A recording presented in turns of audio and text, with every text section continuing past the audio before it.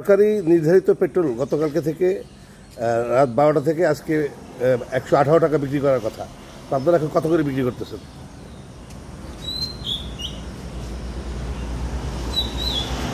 আপনি পেট্রোল কত করে বিক্রি করেন ভাই? এখন এখন তো সকাল 7টা বাজে, কত করে বিক্রি করেন পেট্রোল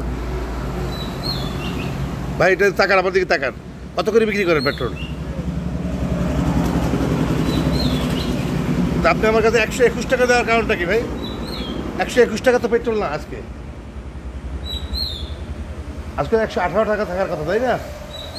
বলেন কি কারণে দিলেন 121 টাকা? এই বিষয়ে আমরা এখনো তো এই বিষয়ে আপনি নিজে না পাওয়ার পরে আপনি এটা কেন চালু করলেন? আপনি সরকারি নিয়মের বাইরে তো আর না। তো আপনি সরকারি নিয়মে যে বাইরে না থাকেন, 121 টাকা কি সরকারি নির্ধারিত মূল্য রেট প্রতি লিটারে? না, এই বিষয়ে মনে করেন কমানো বা বাড়ানো যে কোনো সংস্কারের ক্ষেত্রে আপনি বাড়াইতে না পারলে তো কাস্টমার কাছ থেকে বেশি দিতে পারবেন না। সেটা প্রতি লিটারে তো আপনি 2 টাকা বেশি দিতে পারবেন না, পারবেন? বাড়ানোর এখতিয়ার নয়, কমানোর এখতিয়ারও নয়, তাহলে তো বিক্রি করার এখতিয়ার আপনার থাকার কথা না। তো এখানে আপনার সরকারি নির্ধারিত 18 টাকা, হ্যাঁ, সেখানে আপনি 21 টাকা দিচ্ছেন, কারণটা কি? আপনাদের নাম কি? পেট্রোলের পাম্পের নাম কি বলেন? হ্যাঁ, কি? মুসা। রূপসা প্লিং স্টেশন। আচ্ছা, ঠিক আছে।